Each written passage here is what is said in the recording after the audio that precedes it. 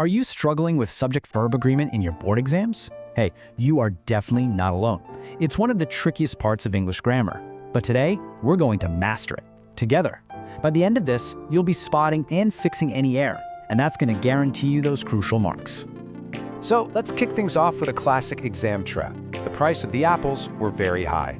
It kind of looks right, doesn't it? And that's exactly what the examiners are hoping you'll think. But that little word were is a huge mistake. Just stick with me and I'll show you exactly why it should be was and how you're never going to fall for this trick again. Okay, here's our game plan for today. We're going to start with the unbreakable golden rule.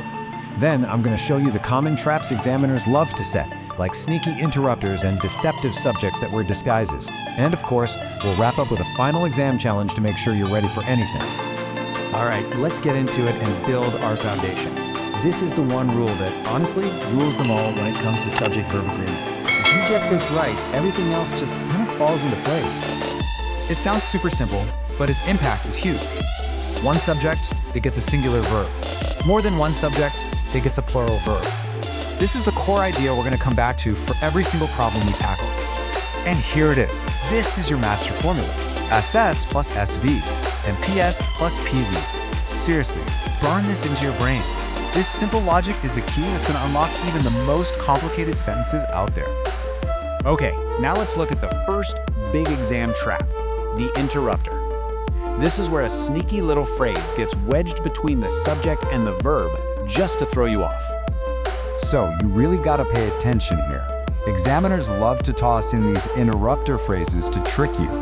Your mission, and it's a simple one, is to mentally just cross out these phrases and connect the real subject to its verb. Check this out. In this sentence, it's so easy to get distracted by brother, but the phrase as well as his brother is just noise. It's an interrupter. The real subject is Sohan, which is singular, and because of that, the verb has to be has. Sohan has come. See? Ready for another tricky one? This time, we're talking about pairs like either or and neither nor. Now, when you've got two subjects like this, which one gets to decide what the verb does? Well, let's find out. Here's the secret. With or and nor, the verb always agrees with whichever subject is right next to it. It's that simple. Just a rule of proximity. Whoever's closer wins. And this slide shows it perfectly in action. Look at the first sentence. The word shoes is closer to the verb, so we use the plural match. But in the second one, we flip them. Now the singular bag is closer, so we have to use matches. It's all about proximity. Okay, now for the masters of disguise, deceptive subjects. These are the words that look plural, because they end in S, but they're actually singular. And let me tell you, this is a huge trap for so many students. You're going to want to get familiar with this list. Subjects like mathematics, diseases like measles, and even book titles like The Arabian Nights might look plural, but nope, they are always singular. Don't let that little S at the end fool you. Here's a perfect example. We talk about lots of different news stories, right? But the word news itself is a single, uncountable thing. And that's why we always say the news is, and never the news are. So you've got the main rules down. That's awesome. Now, let's tackle the curveballs. These are the special cases that really separate the good students from the great ones. If you can master these, you'll be unstoppable. Okay, 3 things to remember here. First, when two nouns work together to make a single idea like bread and butter, you treat them as one singular thing. Second, amounts of money, distance, or time are also treated as singular. 10,000 rupees is a lot of money. And third, words like each, every, and everyone are always singular, so it's each of the boys was given a prize, not were.